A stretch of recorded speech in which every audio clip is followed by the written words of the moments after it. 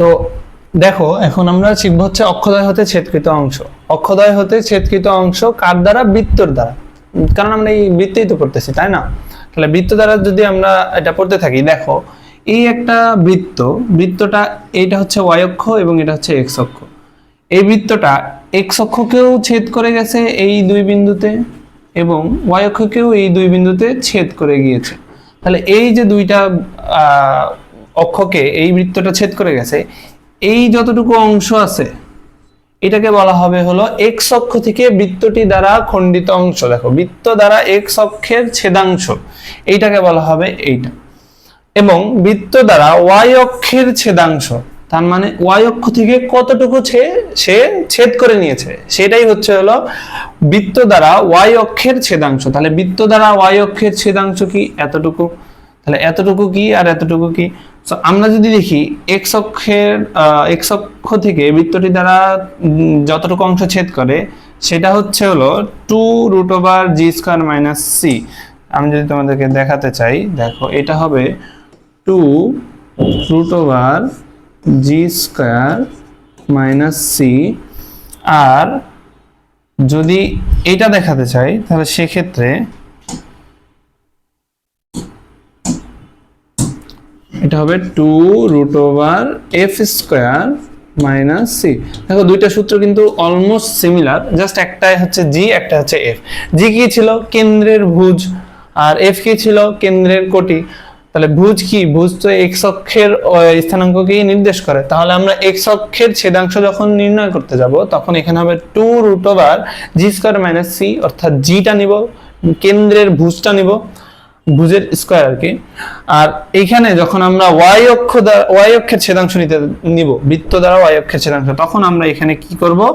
এফটা নিব, অর্থাৎ কেন্দ্রের কোটিটা নিব। আচ্ছা গেল। এখন এইটা কোথা থেকে আসছে, কিভাবে আসছে সেটা একটু যদি আমরা দেখার চেষ্টা করে থাকি, একটু যদি চেষ্টা করি, দেখো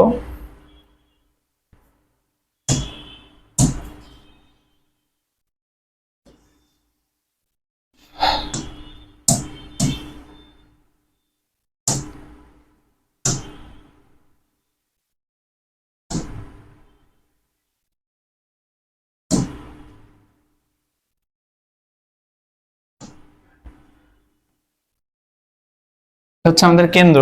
আচ্ছা এই কালারটা একটু মনে হচ্ছে,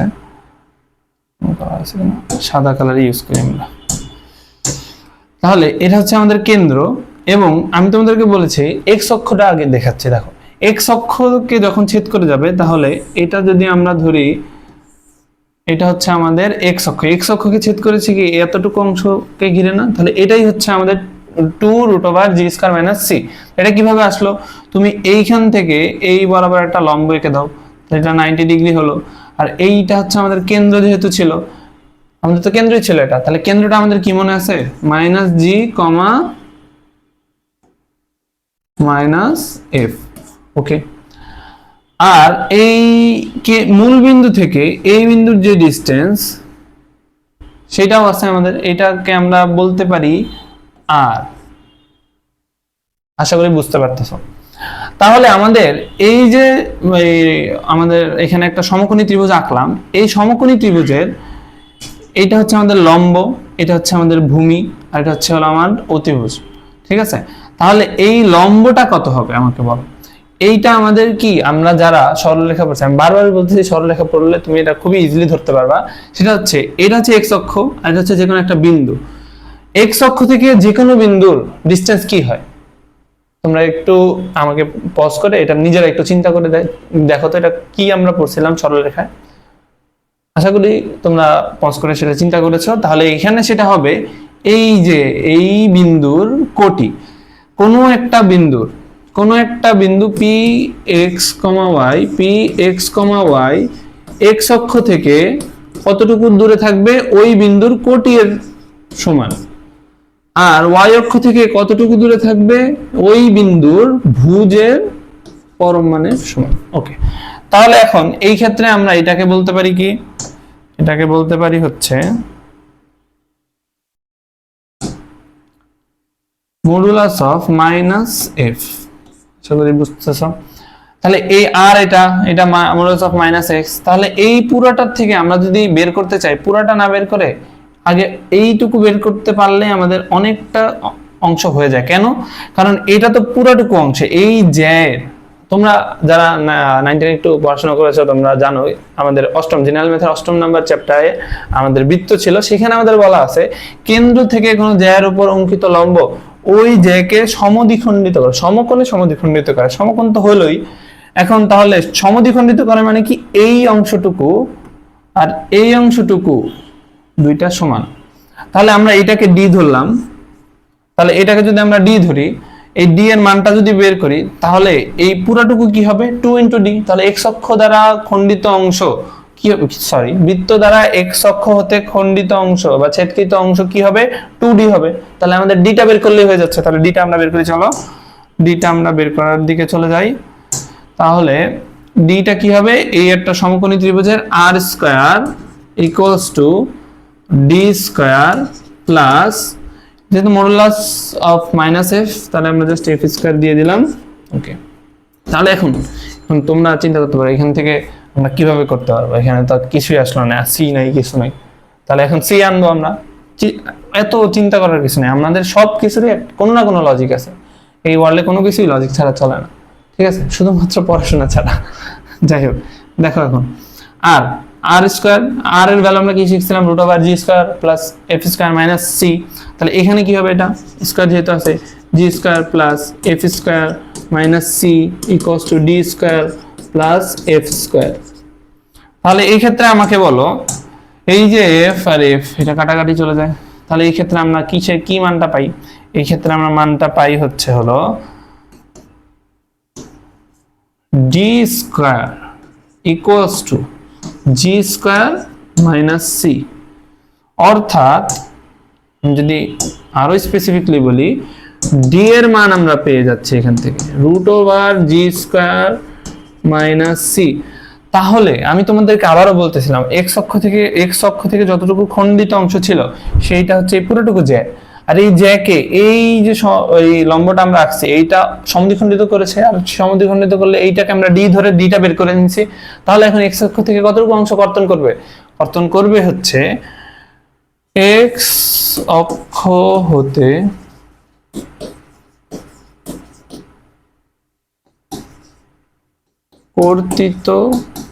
কর্তিত মানে কাটা অংশ, কর্তিত অংশের দৈর্ঘ্য আর কি,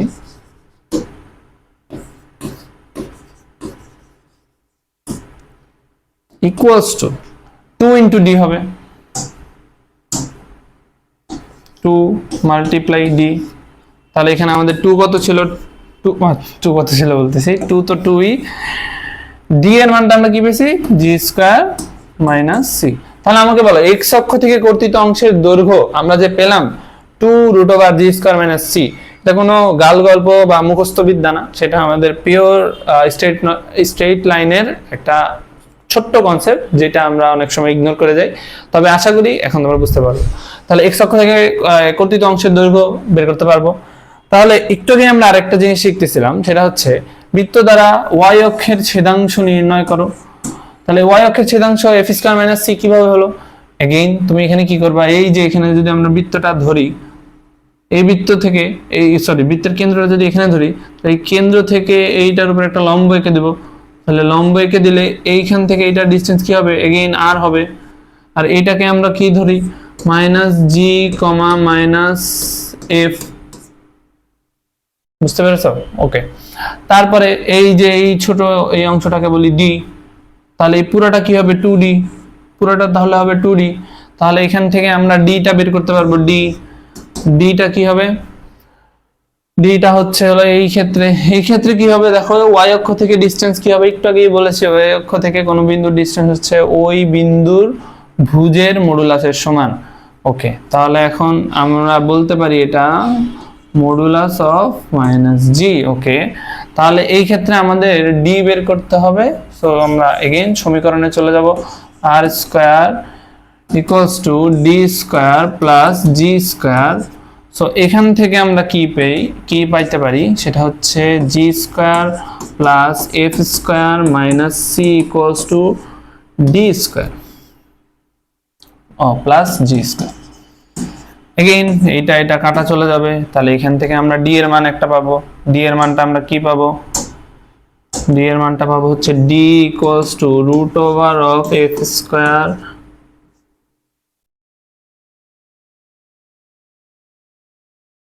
root over of f square minus C. তাহলে এটাও ডি, এটা পেয়ে গেলাম। তাহলে এটা ডাবল করলেই তো আমরা ওয়াই অক্ষ থেকে কর্তৃত্ব অংশ পেয়ে যাবো, আর সেটা হচ্ছে 2 রুট ওভার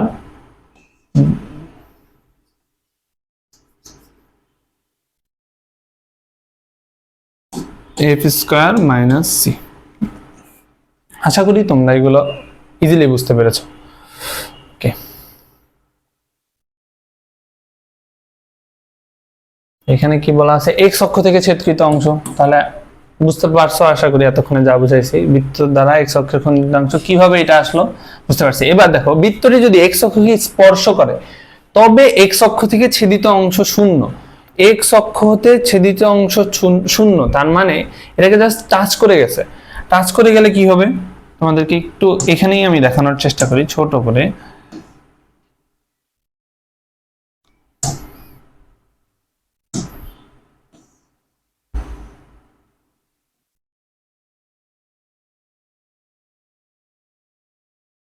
এই হচ্ছে আমাদের ওয়াই অক্ষ, হ্যাঁ, এই হচ্ছে আমাদের এক্স অক্ষ, আর এই হচ্ছে ওয়াই ও ওয়াই প্রাইম, আর এটা হচ্ছে এক্স ও এক্স প্রাইম।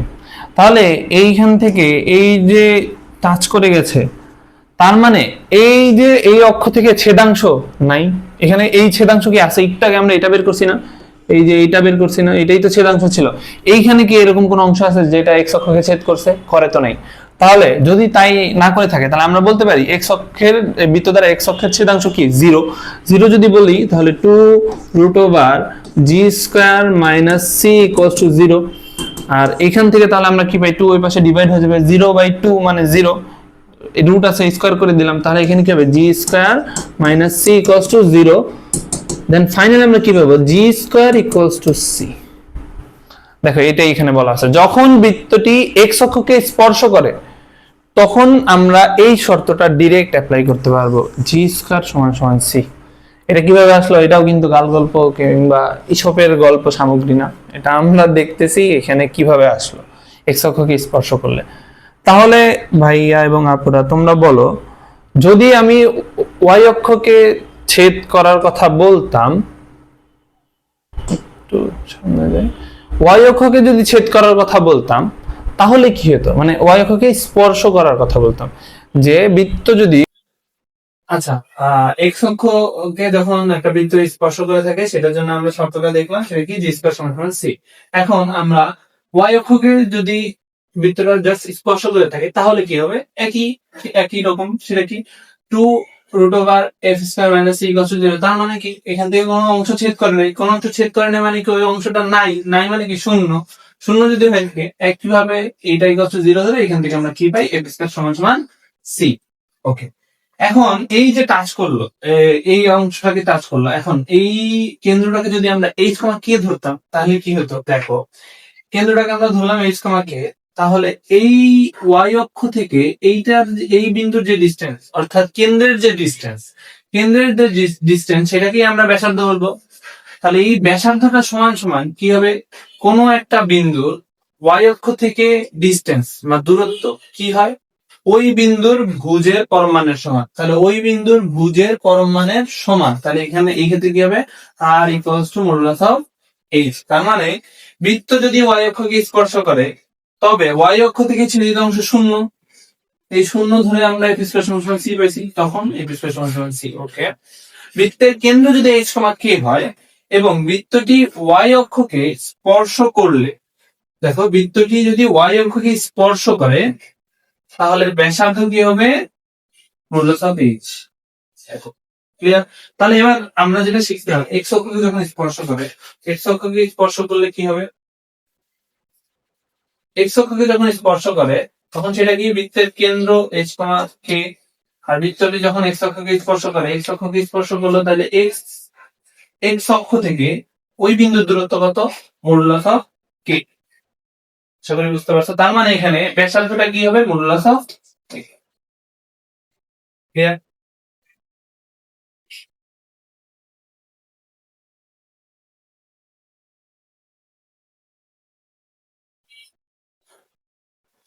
এখন দেখ, যদি এক্স অক্ষ এবং ওয়াই অক্ষ দুইটাকেই স্পর্শ করে তখন কি হবে? দুইটাকে স্পর্শ করলো, এটার কেন্দ্র আমরা ধরলাম মাইনাস জি কমা মাইনাস এইচ। মাইনাস জি কমা মাইনাস এইচ যদি এটার কেন্দ্র হয়, তাহলে এক্স অক্ষকে স্পর্শ করলে সেটার মান কি হয়? জি স্কয়ার সমান সমান সি, একটু আগেই আমরা দেখলাম। আবার ওয়াই অক্ষকে যদি স্পর্শ করে তাহলে সেই ক্ষেত্রে শর্ত কি হয়? এফ স্কয়ার সমান সমান সি, সেটা আমরা এখানে পেয়ে গেলাম। কথা কি বুঝতে পারতেছো? তার মানে দেখো সি দুইটার মানে, তার মানে এই ক্ষেত্রে যখন একটা বৃত্ত এক্স অক্ষ এবং ওয়াই অক্ষ দুইটাকেই স্পর্শ করবে তখন সেটা হবে হচ্ছে, মানে শর্ত যেটা হবে সেটা হচ্ছে জি স্কয়ার প্লাস এফ স্কয়ার সমান সমান সি। ক্লিয়ার? শর্তটি বুঝতে পারছো? পরে যাচ্ছি আমরা। এই উভয় অক্ষকে স্পর্শ করলে এফ স্কয়ার জি স্কয়ার সমান সমান এক্স স্কয়ার সমান সমান সি। বৃত্ত যদি এক্স অক্ষকে স্পর্শ করে তবে এক্স অক্ষ থেকে ছেদিত অংশ শূন্য, তখন জি স্কয়ার সমান সমান সি গেল। কিন্তু ওয়াই অক্ষ করলে স্কয়ার সমান সমান সি, উভয় অক্ষকে স্পর্শ করলে।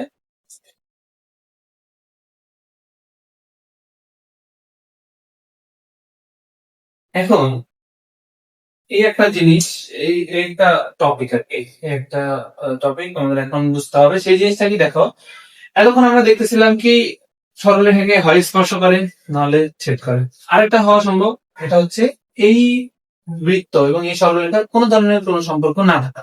তাহলে আমাকে বল, দুজনের মধ্যে কোনো ধরনের সম্পর্ক থাকতে পারবে না। এটা কখন সম্ভব? যখন তাদের মধ্যে কোনো স্পর্শও করা হবে না, যখন তাদের আমরা কোনো ছেদিত অংশও পাবো না। তাহলে ছেদিত অংশের সূত্র আমরা কি শিখছি? 2√g²-c, সেটাই তো শিখেছি। এখন আবার আমরা একটু ছোটবেলার পড়াশোনার দিকে ফেরত যাব। সেটা কি? এই যে 2√g²-c যখন এক্স অক্ষকে স্পর্শ করে সেটার জন্য বলতেছি। সেটা কি এইখানে রুটের ভিতরে কখনোই মাইনাস কি হতে পারে? হতে পারে না। যদি হয় সেটা আমরা কমপ্লেক্স নাম্বারে শিখেছি অধ্যায় 3-এ। কি শিখেছি? সেটা ইমাজিনারি নাম্বার হবে এবং আমরা সেটাকে নতুন করে একটা পরিচয় দিই, সেটা হচ্ছে আই, তাই না? তাহলে নতুন করে যদি পরিচয় দিই আই, সেইটাকে আমরা এখানে অ্যাপ্লাই করতে পারতেছি না, কারণ বৃত্ত তো একটা কাল্পনিক বিষয় না, এটা হচ্ছে আমাদের রিয়েল বিষয়। যদিও এটার সাথে ওইটা রিলেট করা মানে একটু ডিফিকাল্ট, তারপর আমি বলতেছি শোনো, যে দেখো 2√g²-c, এই যে ভিতরে g²-c আছে এইটার উপর ডিপেন্ড করে আইদার সে স্পর্শ করবে, আইদার সে ছেদ করবে, অথবা তাদের মধ্যে কোনো সম্পর্কই থাকবে না। কিভাবে? দেখো g² যদি c এর থেকে কম হয় তাহলে ভিতরে কি চলে আসবে? নেগেটিভ। আর রুটের ভিতরে নেগেটিভ মানে কি? Imaginary number. অর্থাৎ তারা ইমাজিনারিলি একজন আরেকজনকে টাচ করবে, অর্থাৎ তারা এই দুনিয়ায় কখনোই একজন আরেকজনের সংস্পর্শে আসতে পারবে না। অর্থাৎ যখন g²<c হবে তখন বৃত্ত এবং এই সরলরেখার কোনো ধরনের কোনো সম্পর্ক থাকবে না, তার মানে তারা একে অপরকে স্পর্শ করবে না। কিন্তু যদি এটা সমান হয় তখন g² সমান সমান c, তখন এই বৃত্তটা এক্স অক্ষকে স্পর্শ করবে। আবার যদি এক্স অক্ষকে ছেদ করে যায় তখন কি হতে হবে? অবশ্যই g²<c হতে হবে, কারণ সমান হলে তো স্পর্শ করবে, লেস হলে তো এটা স্পর্শ করবেই না। তার মানে অবশ্যই আরেকটা বাকি আছে, সেটা হচ্ছে >c। তাহলে g²<c যদি হয় তাহলে সেই ক্ষেত্রে এটা ছেদ করবে।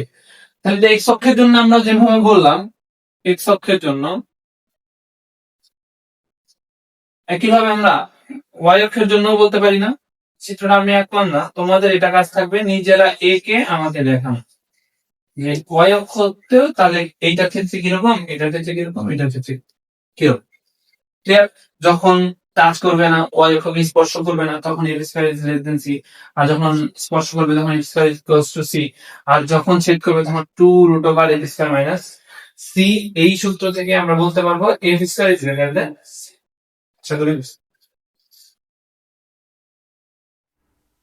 আচ্ছা, তো অক্ষকে যখন স্পর্শ করে সেইখান থেকে আমরা আরো কিছু জিনিস জানতে পারি, সেটা হচ্ছে স্পর্শ বিন্দু। স্পর্শ বিন্দু কি? যে বিন্দুতে স্পর্শ করে সেটাই তো।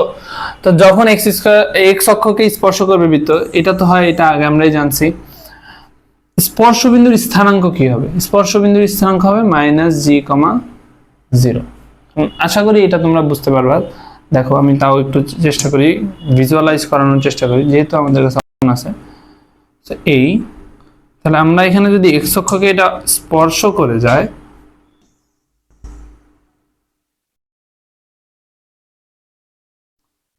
তাহলে এই হচ্ছে আমাদের যে কেন্দ্রটা ছিল, কেন্দ্রটা কি ছিল? -g,-h। ওকে, তাহলে আমাকে বলো স্পর্শ বিন্দুটা কি হবে? এই যে এই বিন্দুটাই তো স্পর্শ বিন্দু, যেই বিন্দুতে স্পর্শ করে। এই বিন্দুটা কি এক্স অক্ষের উপরে অবস্থিত না? একটা যদি এটা ওয়াই অক্ষ হয়, তাহলে এক্স অক্ষের উপরে যদি অবস্থিত হয় এটা, তাহলে এইটার ওয়াই এর মান কি হবে? 0। ঠিক আছে, তাহলে এটার এক্স এর মানটা কি হবে? এক্স এর মানটা দেখো, এইটার থেকে যদি আমি ওয়াই অক্ষের উপরে একটা লম্ব এঁকে দেই, তাহলে এইটা আর এইটার ডিসটেন্স এক না? তাহলে এইটা আমাদের কি, যদি জি -g হয় এখানে এটার স্থানাঙ্ক, তাহলে এটাও কি হবে? -g। তাহলে এইখানে আমাদের স্পর্শ বিন্দুর স্থানাঙ্ক কি হবে? -g,0। একইভাবে যদি তুমি ওয়াই অক্ষকে স্পর্শ করো, স্পর্শ বিন্দু যেটা হবে একই, এক্স অক্ষ মানে ওয়াই অক্ষকে স্পর্শ করছে, তাহলে এখানে এক্স এর মান 0 হবে, আর আমাদের কোটি কি হবে? -f। একইভাবে তোমরা বুঝতে পারবে। তো আশা করি তোমরা এটা বুঝতে পারছো। এরপরে আমরা পরবর্তী স্লাইডে চলে যাই। এই হচ্ছে আমাদের ম্যাথ। এই ম্যাথ দ্বারাই আমাদের শুরু আর কি। এই টপিকের যে কোনো ম্যাথ আমরা কিভাবে সলভ করব সেটা এখন দেখব। এমন একটি বৃত্তের সমীকরণ নির্ণয় করো যার কেন্দ্রের স্থানাঙ্ক -5,7 এবং x অক্ষকে স্পর্শ করে। এখন এইখানে দেখো, এই বৃত্তের সমীকরণ নির্ণয় করতে হবে। তা আমাদের সমীকরণ নির্ণয় করার দুইটা ফর্মুলা, একটা হচ্ছে আদর্শ, একটা হচ্ছে আমাদের সাধারণ। তো আদর্শতে আমাদের কেন্দ্র দেওয়া আছে, জাস্ট আর এর মানটা লাগবে। আর এর মানটা আমরা কিভাবে বের করব? x অক্ষকে স্পর্শ করে, স্পর্শ করলে x অক্ষকে যখন স্পর্শ করে, তোমাদের এটা মনে থাকার কথা, x অক্ষকে যখন স্পর্শ করতেছে, এটা যদি h, k হয়ে থাকে, x অক্ষকে স্পর্শ করলে এইটুকুর যে ডিসটেন্স সেটা কি ছিল? আবার একটু রিকল করার চেষ্টা করো, সেটা হচ্ছে x অক্ষ থেকে এটা ডিসটেন্স। তাহলে কি মডুলাস অফ k, যদি তোমাদের মনে না থাকে আমরা আবার একটু দেখে আসতেছি। x অক্ষকে স্পর্শ করলে তাহলে কি হবে? কোথায় গেল x অক্ষকে স্পর্শ? দেখো, এই যে x অক্ষকে স্পর্শ করলে, বৃত্তটি x অক্ষকে স্পর্শ করলে ব্যাসার্ধ ইকুয়ালস টু কেন্দ্রের কোটি। ওকে, তাহলে আমাদের y অক্ষকে স্পর্শ করলে কি হবে? কেন্দ্রের ভুজ, মডুলাস অফ কেন্দ্রের ভুজ। তাহলে এখানে আমরা সেই ম্যাথটা ইজিলি করতে পারবো। তাহলে আমাদের কেন্দ্র দেওয়া আছে h কত? -5, k কত? এখানে 7। তাহলে এই ক্ষেত্রে x অক্ষকে স্পর্শ করে, অতএব r ইকুয়ালস টু আমরা বলতে পারি মডুলাস অফ k। যেহেতু x অক্ষকে স্পর্শ করছে, তাহলে মডুলাস অফ k। তাহলে মডুলাস অফ k যদি আমরা বলি, তাহলে এখানে k, এই যে k তো দেওয়াই আছে, তাহলে মডুলাস অফ k মানে 7। তাহলে এই ক্ষেত্রে আমাদের বৃত্তের সমীকরণ কি হবে? x -h +5 whole square plus y -7 whole square equals to 7 square. তাহলে এখানে কি হবে? x square plus 10x plus 25 plus y square minus 14y plus 49 equals to 49। তাহলে এই দুইটা আমরা কেটে দিতে পারি এখান থেকে। তাহলে এখানে আমরা কি বলতে পারি? x square plus y square plus 10x plus 10x minus 14y। এটা তো কাটা চলে যায়, জাস্ট থাকে এখানে কি 25, and that is the result. You can match it from the above. Okay, তো এটা হচ্ছে আমাদের একটা প্রসেস, যেটা আমরা এভাবে করলাম। কোনটা দিয়ে? আদর্শ সমীকরণ দিয়ে। যদি তুমি এটা করতে চাও সাধারণ সমীকরণ দিয়ে, তখন আমরা কিভাবে করব? দেখো, x অক্ষকে স্পর্শ করে, এইটার মানে আমরা কি শিখেছিলাম? g স্কয়ার সমান c, তাই তো? তা আমরা সেই ক্ষেত্রে যখন আমরা ওই ম্যাথটা করতে যাব, সেখানে আমাদের আননোনটা কি? আদর্শ সমীকরণ আননোন কি কি থাকে, জি, এফ, সি। জি আর এফ কে এখানে দেওয়া আছে না, এইচ আর কে, তাহলে এই ক্ষেত্রে আমরা বলতে পারি না যে জিটা কি, এই ক্ষেত্রে আমরা এটাও বলতে পারি না জি। জি কত হবে, জি ইকুয়ালস টু আমাদের এইখানে কেন্দ্র থাকে হচ্ছে হলো আমাদের মাইনাস জি, তাহলে জি ইকুয়ালস টু কত হবে দেখো 5। আর এইচ জি এর পর এফ, এফ কি থাকে মাইনাস জি মাইনাস এফ থাকে, আবার জি এর মান কি থাকে মাইনাস এইচ মাইনাস কে, তার মানে এফ এর মান কত 7। তাহলে এই ক্ষেত্রে আমরা সি এর মানও কি পেয়ে যেতে পারি না, তো c equals to g square, g square মানে কত 25। দেখো ও কথা কি বুঝতে পারছো, তাহলে দেখো জি সি এর মান 25, দেখো এখানে কিন্তু আমাদের সি এর মানটা 25ই আসছে, তার মানে তুমি যে কোনো একটা ওয়েতে করো this would be absolutely fine. Okay okay, এরপরের ম্যাথে আমরা চলে যাই। আশা করি এই ম্যাথে তোমাদের কারো কোনো প্রবলেম হবে না, এটা খুবই সহজ একটা ম্যাথ ছিল। আমরা সামনে চলে যাচ্ছি এখন। এই একই টাইপের ম্যাথ আসবে এখন। এমন একটি বৃত্তের সমীকরণ নির্ণয় করো যার কেন্দ্রের স্থানাঙ্ক তোমার দেওয়া আছে, এক্স অক্ষকে স্পর্শ করে। দুইটা প্রসেস শিখছি আমরা, তোমার কাছে যেটা ইজি লাগে সেটা ধরে তুমি করে ফেলবা। ওকে, এমন একটি বৃত্তের সমীকরণ নির্ণয় করো এই যে এত বিন্দুতে যা ওয়াই অক্ষকে স্পর্শ করে, ওয়াই অক্ষকে স্পর্শ করলে কি হবে, R equals to modulus of H, এটাই হবে। অথবা তুমি বলতে পারো এফ সরি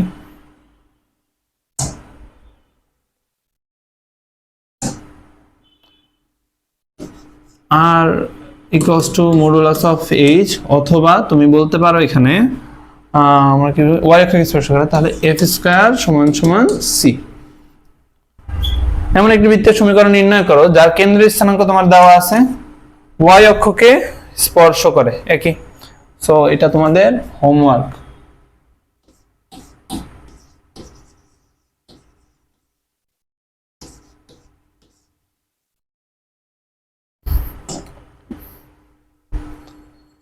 এখন আমরা আরেকটা ম্যাথের দিকে চলে যাই।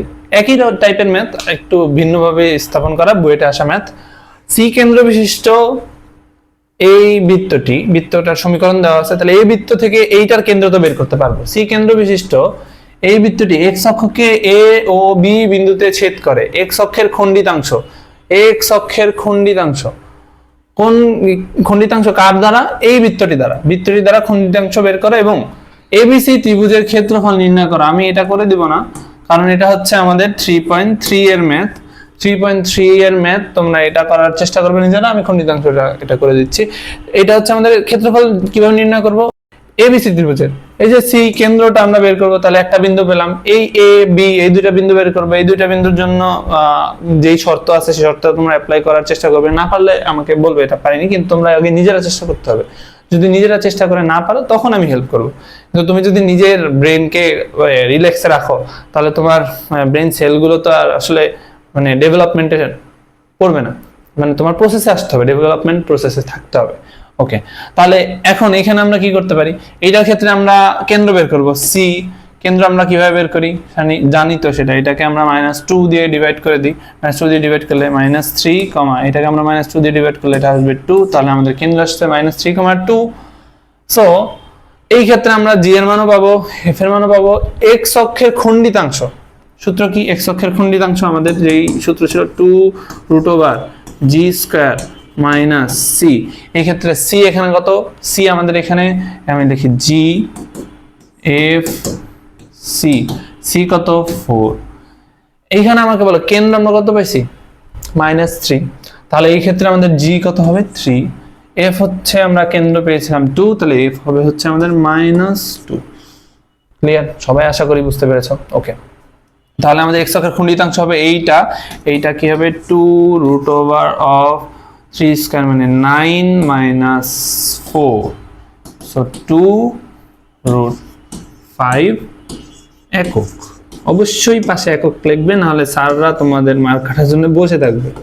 ঠিক আছে, আশা করি বুঝতে পারছো। আর এই যে এবিসি ত্রিভুজের ক্ষেত্রফল নির্ণয় করে, এটা তোমরা করবে। এটা সি আমাদের স্থানাঙ্ক আছে, এ বি তোমরা বের করবে। এক্স অক্ষকে যেহেতু এ বি বিন্দুতে ছেদ করছে, তাহলে ওয়াই এর মান 0 হবে ওই দুইটা বিন্দুর। তো এইভাবে তোমরা এটা করে ফেলবে। পরবর্তী ম্যাথে আমরা চলে যাচ্ছি। x² + y² - 4x - 6y + c = 0 বৃত্তটি x অক্ষকে স্পর্শ করে। এই আবারও বলতেছি x অক্ষকে স্পর্শ করার কিন্তু আমরা দুইটা শর্ত জানি, একটা হচ্ছে হলো g square equals two c, আর একটা হচ্ছে ব্যাসার্ধ ইকুয়ালস টু আমাদের কি বলতে পারি সেটা হচ্ছে হলো ব্যাসার্ধ equals to modulus of h, k, তার মানে k। ওকে, তাহলে ব্যাসার্ধ equals to modulus of k। তাহলে c এর মান ও স্পর্শ বিন্দুর স্থানাঙ্ক নির্ণয় করো। স্পর্শ বিন্দু তো মনে আছে x অক্ষকে যদি স্পর্শ করে তাহলে y এর মান 0, তাহলে আমাদের x অক্ষের জন্য আমাদের স্পর্শ বিন্দু কি হবে -g,0। এটাই তো আমাদের এখান থেকে জাস্ট g এর মানটা লাগবে। আচ্ছা c এর মানটা নির্ণয় করো। x অক্ষকে যদি স্পর্শ করে এখান থেকে আমরা g এর মানটা কত পাই? g এখানে কত, g এর মানটা আমরা জাস্ট এখানে যদি 2 দিয়ে ডিভাইড করে দিই তাহলে আমাদের এখানে আসবে 2, আর f এর মানটা আমরা কিভাবে আসবে সেটা 2 দিয়ে ডিভাইড করব, -2 -3। তাহলে c এর মান কত হবে? c ইকুয়ালস টু, যদি স্পর্শ করে থাকে, দেখো স্পর্শ করলে কি g স্কয়ার সমান সমান c, তাহলে c g কত -2 হোল স্কয়ার ইকুয়ালস টু 4। তাহলে আমরা স্পর্শ বিন্দু পেয়ে গেলাম। স্পর্শ বিন্দু কি হবে -g, এত, তার মানে অতএব স্পর্শ বিন্দু হবে 2, 0। তাহলে স্পর্শ বিন্দুর স্থানাঙ্ক এই, আর হচ্ছে c এর মানটা আমাদের এই। ক্লিয়ার? বুঝতে পারছো তো? তো এইটা আমরা কিভাবে করলাম, তোমরা আবারও চেষ্টা করো এটা করার। কেন্দ্র যখন করবো তখন -2 দিয়ে ডিভাইড করে দেবো। তাহলে আমরা কেন্দ্রটা বের করে দেখো, c যদি কেন্দ্র হয় তাহলে -2 দিয়ে ডিভাইড করলে হবে 2, এটা -3 দিয়ে -2 দ্বারা ডিভাইড করলে এটা হবে হচ্ছে হলো 3। তাহলে এটা h আর এটা k, তার মানে g কি -h আর f কি -k, যে -2 -3। ক্লিয়ার? আমি জাস্ট থিংকিং করতে তোমাদের হেল্প করতেছে। ওকে, তারপরে আমাদের বলছে এটা হচ্ছে একটা এমসিকিউ তো বলছে স্পর্শ বিন্দুটি নির্ণয় করো। প্রথমেই আমরা বলবো এই এত কেন্দ্র বিশিষ্ট বৃত্তটি y অক্ষকে স্পর্শ করে, স্পর্শ বিন্দুটি নির্ণয় করো। y অক্ষকে স্পর্শ করলে স্পর্শ বিন্দু কি হবে? x এর মান 0, y এর মান কি হবে -f। এই ক্ষেত্রে চিন্তা করতে হবে এইটা কিন্তু আমাদের h, k, তাহলে k f কি হবে? f হবে হচ্ছে হলো আমাদের এই -k এর সমান। তো -k যদি হয় -4, সো আমাদের এখানে কি হবে 0, -4। f এর মান আমরা বসাই দিলাম, মাইনাসের জায়গায় মাইনাস থাকবে। সো প্রথমেই আমরা দেখব যে আগে 0 আছে কিনা, সবগুলোতে 0 আছে, তাহলে আমাদের কি এটা করেই করতে হবে। এটা তো হবে না, এটাও হবে না, আইদার এইটা আর এইটা।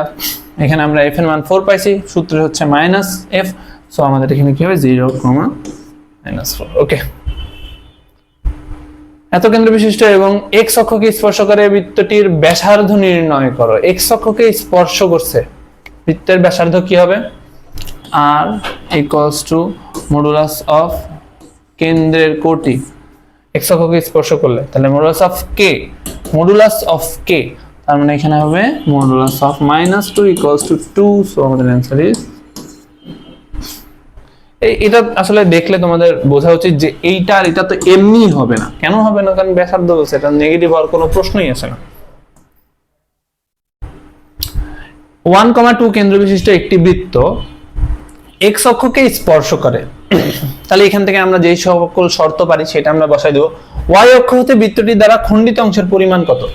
y অক্ষ হতে বৃত্তটি দ্বারা খণ্ডিত অংশ কি 2√f² - c, তাই তো? y অক্ষ থেকে তো এইটাই, তাহলে আমাদের f এর মানটা লাগবে। তাহলে এখানে আমাদের k, g টা আমাদের কত হবে বলতো? -1, আর f টা কি হবে আমাদের? -2। আমাদের c লাগবে, যেহেতু আমাদের এই বৃত্ত x অক্ষকে স্পর্শ করে, তাহলে c = g²। মানে কি আমাদের -1², তার মানে এখানে c এর মান 1। তাহলে x অক্ষ থেকে খণ্ডিত অংশ কত হবে আমাদের? 2√f² মানে 4 -1, তার মানে এখানে কি আসবে? 2√3। সো আমাদের অ্যানসার ইজ 2√3। ওকে, এই যে আমি এই এমসিকিউ গুলো যে তোমাদেরকে করে দিচ্ছি, এটা কিন্তু আমার করে দেওয়া উচিত না।